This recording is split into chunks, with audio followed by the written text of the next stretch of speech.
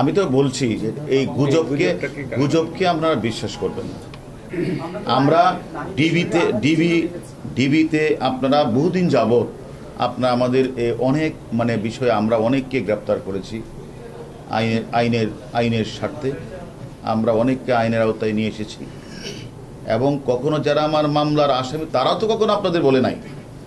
যারা আমাদের মামলার আসামি ছিল, যারা পুলিশ মার্ডারের মামলার সাথে জড়িত ছিল, যারা 28শে অক্টোবরে আমাদের প্রধান বিচারপতির বাসভবনে হামলা করেছিল, আমাদের হাসপাতালে হামলা করেছিল, সেই সময়ও তো আমরা অনেক আসামিকে ওই সকল ঘটনার সম্পৃক্ত থাকার কারণে আমরা গ্রেপ্তার করেছিলাম। সে সময় তো আপনারা আমাদেরকে প্রশ্ন করেন নাই যে সেখানে তাদের প্রতি অন্যায় করা হয়েছে। আজকে যে মানুষটাকে আমরা নিরাপত্তার স্বার্থে নিয়ে এসেছি, ওইসব এই গুজব আপনারা কখনো বিশ্বাস করবেন না।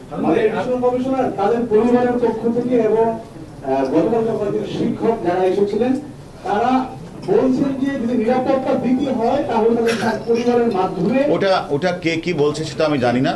আমরা এখনো এ ধরনের কোনো পরিবারের পক্ষ থেকে কোনো আবেদন পাই নাই যে বা আমাদের কাছে কেউ কিছু বলে নাই। আমরা বিষয়টা বলেছি যে আমরা যেখানে যাক তার তো সিকিউরিটি দরকার। আমরা সিকিউরিটির স্বার্থে, নিরাপত্তার স্বার্থে তাদেরকে আমরা এনেছি এবং আমরা তাদেরকে ওই আন্দোলন সম্পর্কে টুকটাক জিজ্ঞাসাবাদ করছি তাদের সাথে। না, আমি তো সেটাই বলছি, সেটা অতীতের ভবিষ্যতের কথা ভবিষ্যতে। ঠিক আছে, ধন্যবাদ।